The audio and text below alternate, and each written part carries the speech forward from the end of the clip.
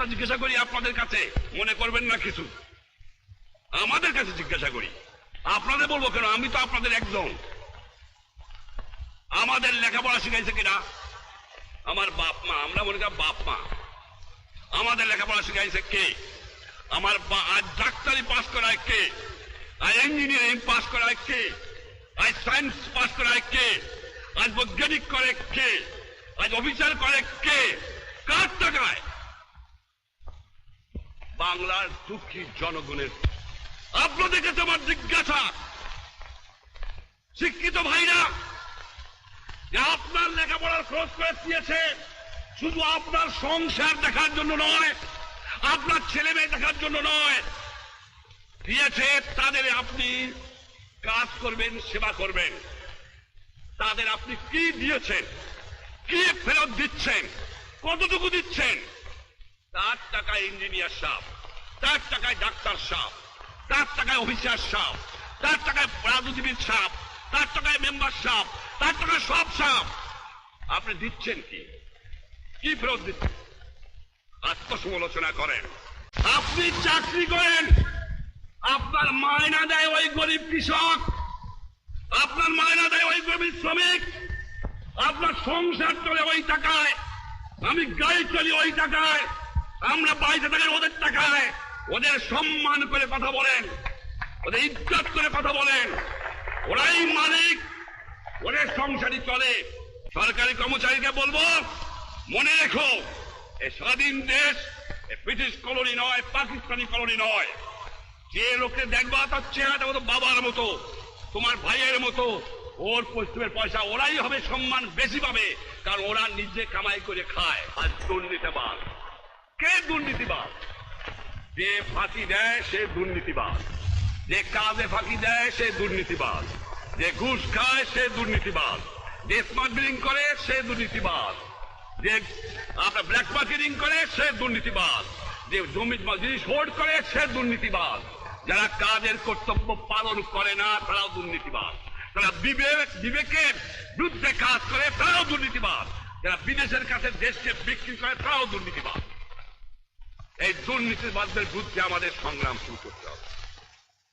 একটা কথা বলি আপনাদের কাছে, এই দুর্নীতিবাদদের কোনদিন সরকারি আইন করে দুর্নীতিবাদ দমন করা সম্ভব নয়, জনগণের সমর্থন ছাড়া। আজকে আমার এক নম্বর ওয়াদা হবে আপনাদের কাছে, সেটা হলো এই, আমি বলেছিলাম ঘরে ঘরে দুর্গ করো। কেন? জিহাদ করতে হবে, যুদ্ধ করতে হবে শত্রুর বিরুদ্ধে। আজকে আমি বলবো বাংলার জনগণকে, এক নম্বর কাজ হবে যে দুর্নীতিবাদদের বাংলার মাঠ থেকে উৎখাত করতে হবে। আমি আপনাদের সাহায্য চাই। কেমন করে করতে হবে? আইন চালাবো, ক্ষমা করব না, যাকে পাবো ছাড়বো না। একটা কথা আপনাদের করতে হবে, জনগণে এমন গণ আন্দোলন করতে হবে, আমি গ্রামে গ্রামে নামবো, এমন আন্দোলন করতে হবে যে ঘুষখোর, যে দুর্নীতিবাদ, যে মুনাফাখোর, যে আমার জিনিস বিদেশে চালান দেয়, তার সমাজে বয়কট করতে হবে। এই কথা মনে রাখতে হবে। গ্রামে গ্রামে মিটিং করে দেখাতে হবে, ওই চোর, ওই ব্ল্যাক মার্কেটিয়ার, ওই ঘুষখোর, ভয় নাই, কোনো ভয় নাই, আমি আছি, ইনশাআল্লাহ আপনার অত্যাচার করতে দেব না। কিন্তু আপনাদের গ্রামে গ্রামে আন্দোলন করে, পারে কে ছাত্র ভাইরা পারে, পারে কে যুবক ভাইরা পারে, পারে কে বুদ্ধিজীবী পারে, পারে কে জনগণ পারে, ঘরে ঘরে আপনাদের দুর্গ করতে হবে। সে দুর্গ করতে হবে এই জন্য যে দুর্নীতিবাদকে খতম করো, বাংলাদেশে দুঃখী মানুষের দুঃখ মোচন করো। এই দুর্নীতিবাদ যদি খতম করতে পারি, শতকরা 25 থেকে 30% দুঃখ বাংলার মানুষের চলে যাবে। এত চোরের চোর, চোর কোথেকে যে পয়দা হয়েছে আমি জানি না, পাকিস্তানের সব নিয়ে গেছে, কিন্তু এই চোর চুপ ফিরে গেছে আমার কাছে। এই চোর নিয়ে গেলে আমি বাঁচতাম, কিছু দালাল গেছে, কিন্তু চোর গেলে বাঁচা যাবে।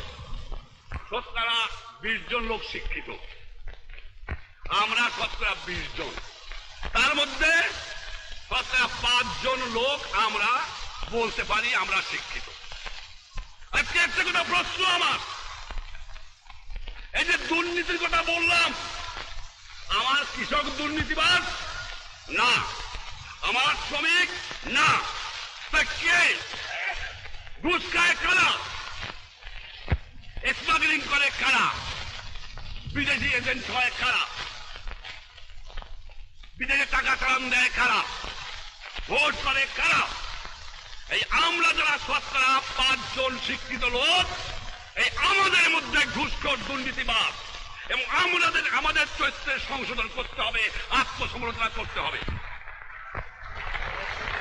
এই দুর্নীতিবাদ এই শতকরা 5 জনের মধ্যে, এর বাইরে নাই। কেন নাই? আমার কৃষক দিন ভরে পরিশ্রম করে। আর শিক্ষিত সমাজকে একটা কথা বলবো, যে আপনাদের চরিত্রে আমাদের চরিত্রে পরিবর্তন হয় নাই। একজন কৃষক যখন আসে, খালি গায়ে লুঙ্গি পরিয়া আমরা বলবো, এ বেটা করতে গাইছিস, বাইরে বয়, বাইরে বয়।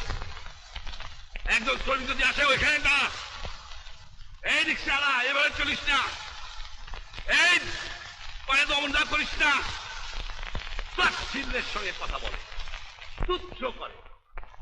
পরিবর্তন করতে হবে।